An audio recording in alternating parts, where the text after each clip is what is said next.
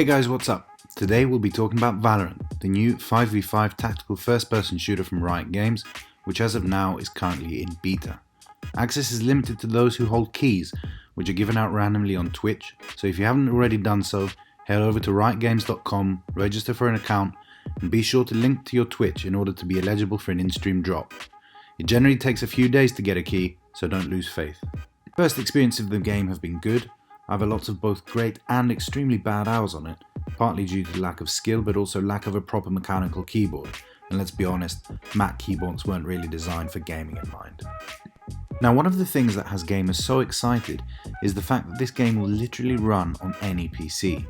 Riot Games hints that we should be seeing at least 30 FPS on even the most minimum spec rigs, with more modern PCs getting upwards of 60 frames.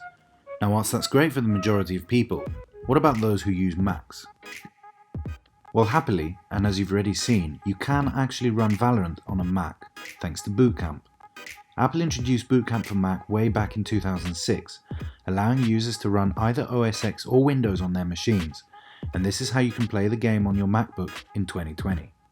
So in this video, we'll be testing just how well Valorant runs in terms of FPS and different graphics settings, all on a 2017 MacBook Pro 13-inch.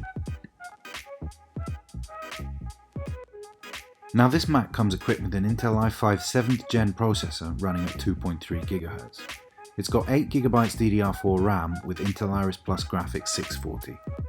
And despite having no dedicated graphics card, the GPU scores over 7100 on Geekbench, outperforming the much appreciated Nvidia 940MX.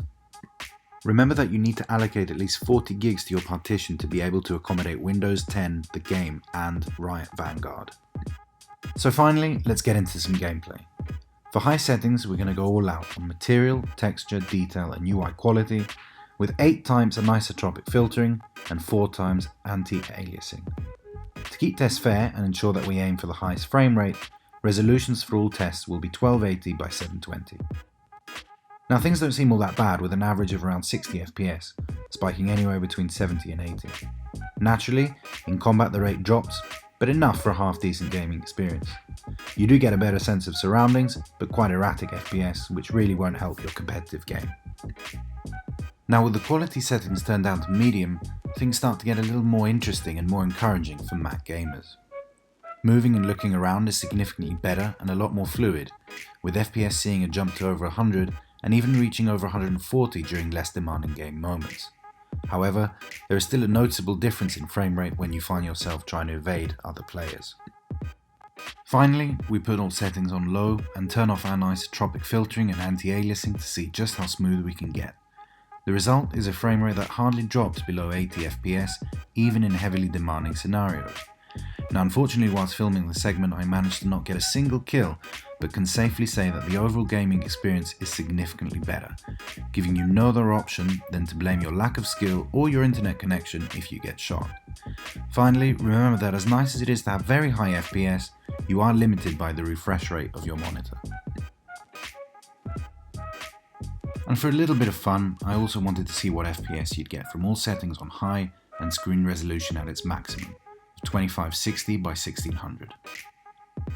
I mean, what did you expect would happen? I did however manage to get one kill with a pistol, so that test was definitely worth it. So that's it guys, thanks for watching, thumbs up if you liked the video and please leave any questions you may have in the comments. Have fun playing Valorant!